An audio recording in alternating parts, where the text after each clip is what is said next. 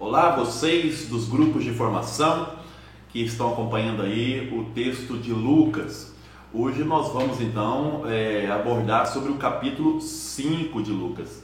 Nós vamos dividir ele em duas partes. A primeira parte, para aqueles que estão seguindo esse livrinho aqui, está no capítulo 11 desse livrinho. E a segunda parte, então, no capítulo 12. Então, a primeira parte que nós vamos analisar é Lucas, capítulo 5. Quem está com a Bíblia nas suas mãos, pode ser aí a Bíblia, essa da edição pastoral, ou mesmo da Bíblia de Jerusalém, que a gente sempre pede para vocês. Nós vamos então fazer a reflexão a primeira parte, Lucas, capítulo 5, versículo de 1 a 16. O título que o livrinho traz para vocês é Jesus não age sozinho. Aqui o autor começa a analisar, dizendo que, diferente de Marcos, que coloca Jesus desde o início com muita gente seguindo ele, o Lucas, ele apresentou Jesus até o capítulo 4 como agindo sozinho. A partir do capítulo 5, Jesus então não vai agir mais sozinho, ele vai nos chamar para essa grande missão de levar as suas ideias em diante. Então vai ser um momento aí do chamamento dos primeiros discípulos. Então Lucas coloca esse chamamento dos primeiros discípulos a partir aí do capítulo 5. E aqui então o Lucas começa a dizer, e o livro reflete sobre isso, que Jesus ensina as multidões. Vocês lembram quando eu falei que multidão é uma das temáticas do Evangelho de Lucas? Então quer dizer, todos são chamados ao seguimento de Jesus. Aqui eu levantei 3 pontos nessa questão da Jesus ensina as multidões, que está entre o capítulo 5, versículo 1 e 3. Primeiro ponto é a gente observar que sempre aqueles que detêm o conhecimento, eles tendem a guardar para si. Eles não querem passar esse ensinamento a não ser que você pague por ele. Jesus não. Jesus quer ensinar as pessoas gratuitamente. Ele quer ensinar ao povo de uma forma geral. E o povo está sedento de Jesus Cristo. O povo está sedento de Deus. E aí a solução pedagógica de Jesus é entrar numa barca para ensinar. Essa barca é a barca de Pedro. Aqui tem um dado muito importante, grave isso. A barca de Pedro. Lembra da simbologia? Barca é a igreja, Pedro é a liderança das primeiras comunidades. O Lucas então está dizendo claramente para nós que nós devemos, a partir da igreja, anunciar Jesus ao mundo. Só que eles estão no Mar da Galileia. Mar da Galileia, você já lembra que eu falei, mar é tanto dificuldades, mas aqui eu quero acrescentar mais um ponto. Mar significa também nos evangelhos as nações, porque era através do mar que você chegava às nações estrangeiras. Então o que Lucas está dizendo é que a igreja precisa anunciar essas nações, tá? Então a forma pedagógica de Jesus atender essa multidão foi entrando nessa barca. Então essas simbologias são importantes.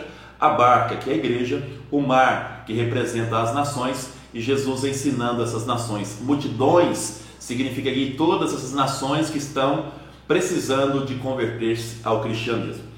Então esse foi o primeiro ponto. Depois, o segundo ponto que eu queria abordar com vocês, ainda no capítulo 5, versículo de 1 a 16, está em relação à história que é contada pelo Lucas de uma pescaria. Jesus pede para que o Pedro lance as redes em águas profundas. O Pedro fala que pescou a noite toda e não conseguiu pegar nada. Jesus fala para ele lançar a rede em águas mais profundas. Então o Pedro vai lançar. E aí a quantidade de peixe é tamanho que o Pedro precisa de outros companheiros, João e Tiago, para poder puxar essa quantidade de peixe. Não preciso nem explicar para vocês que essa pescaria é simbólica.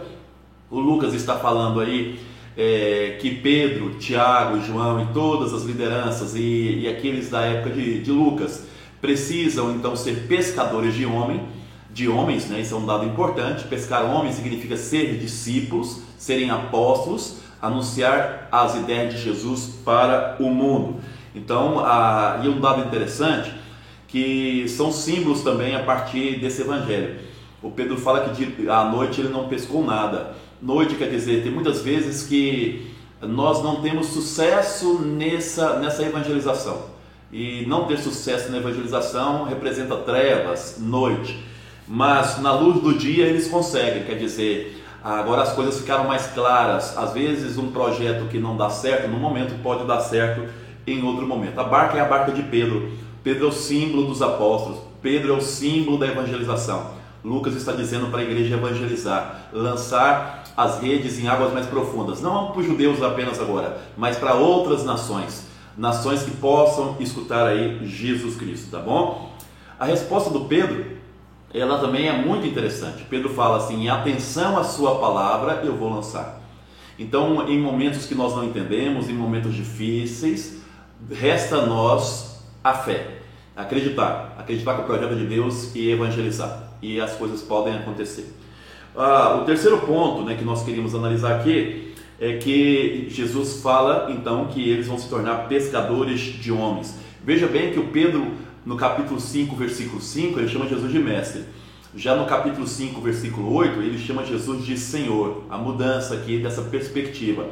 Há uma relação de medo, aquele medo, não medo simplesmente como é o medo de um filme de terror, mas um medo de respeito, é um temor que o Pedro tem diante de Jesus Cristo, por reconhecer Jesus Cristo como aí Deus. E lembra que o Lucas, é em Lucas que Jesus aparece como Senhor desde o início.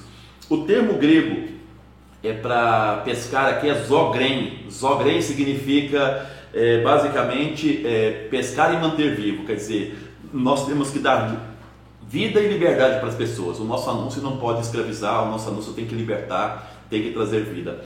Um dado interessante ainda é que eles deixam tudo e vão seguir Jesus. Deixar tudo não é um sentido de acomodação, mas um sentido de discipulado, ser discípulo de Jesus. Outro dado interessante, ainda analisando essa primeira parte, é observar que esses apóstolos que saem aí para evangelizar, eles não deixaram de ser pescadores. Você não precisa deixar o que você faz para evangelizar. Você é chamado a evangelizar, a ser discípulo na sua área mesmo, como advogado, professor, médico, funcionário público. Então, sim, eles não deixam de ser pescadores. Esse ponto interessante. E para finalizar a primeira parte, aqui nós vamos ver que Jesus, então, ele cura um leproso. Aqui é o convite que Jesus fala para que a gente evangelize, principalmente a partir daqueles que são excluídos. Convido você a pegar a tua Bíblia e ler Levítico 13, para você ver o estatuto do excluído, que eu já falei várias vezes para vocês. O excluído, ele é excluído socialmente. E ele pede para Jesus não a cura da lepra, ele pede a cura da impureza que ele estava, porque no sistema judaico quem tem lepra é impuro e paga por isso. Jesus o cura não só da impureza, mas ele cura da exclusão, curando ele da lepra gratuitamente. Não torna ele puro como fazia o sistema, cobrando dele, mas de forma gratuita. O Lucas quer dizer para nós que nós devemos nos aproximar dos excluídos, dos oprimidos. Quem sabe o texto aqui, esse textinho aqui vai dizer para nós, quem sabe os leprosos não nos curam também aí das nossas lepras. É isso aí, então a primeira parte do capítulo 5, versículo 1 a 16, esse resumo. Vamos fazer agora a segunda parte.